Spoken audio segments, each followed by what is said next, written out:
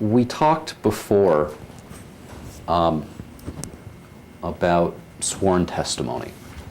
And you testified that when someone says something under oath, or when someone testifies under oath or swears to a writing under oath, that it means something. Do you recall that testimony? I do recall my testimony about that. Are you aware that in March 2005, Elena swore to an affidavit under oath denying the allegations that she had previously put forward regarding Bruce and Linda Schutt? I am. Did you ever see that affidavit? That sworn affidavit, the March 2005. I thought you were talking about her deposition. No, I'm talking about, did you ever see the March 2005 affidavit in which Elena said that the allegations about an affair between Bruce and Linda Schutt are not true? Objection.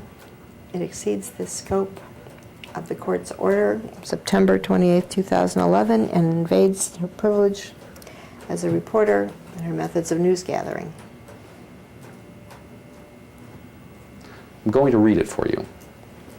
Elena McMahon, being duly sworn, deposes and says, I acknowledge and represent that I have learned that the allegations I have made concerning adultery and or bigamy by David Bruce McMahon, the incorrect allegations, quote unquote, are not true. I regret having made the incorrect allegations, which are hereby withdrawn with prejudice.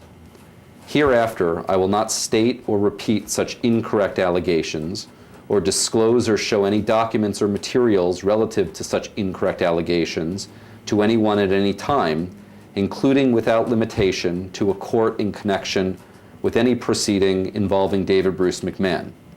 I understand that if I breach the foregoing representation, then this affidavit will be released from escrow and shall be deemed conclusive proof that the incorrect allegations are not true. And she signed that under oath. Did you ever see that affidavit? Objection. I'm instructing her not to answer for the reasons previously stated. Did you ever hear about that affidavit? Same objection. Did you ever think that Elena, having recanted her allegations under oath, might not be a truthful source for your story? Objection. I'm directing her not to answer for the reasons previously stated, the same grounds. Knowing that this affidavit existed, did you seek to corroborate the things that Elena told you when you interviewed her in May of 2007? Objection. I'm instructing the witness not to answer on the grounds that that violates her right to claim a privilege under the reporter's privilege statute in Florida and the First Amendment, and it is beyond the scope of the Fourth District's order. Are you aware that Elena has been deposed in this case? I am. Are you aware of what she said, what, if anything, she said during that deposition? I'm going to caution you not to answer anything that you have learned from counsel in this case. That includes me and general counsel for the newspaper. If you know it otherwise, then you may answer. I believe I saw what you, I presume to be you, posted of her videotape deposition on the internet. Well, you just said that you know what you presume I posted on the internet. What leads you to that presumption? I saw, let me rephrase that.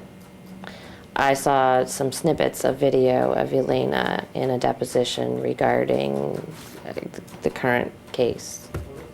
And what leads you, or what just led you to presume that I posted that? My experience with Mr. McMahon and his attorneys and their modus operandi. And what is that? Destroy seek and destroy his litigants. Well, wouldn't you agree that your 2 articles sought to destroy Bruce McMahon? Objection. No, I'll answer that. Absolutely Well- not. I'm not waiving any privilege, but I'm going to answer that. That's not a reporter's job. Well, Reporter's job is to tell it's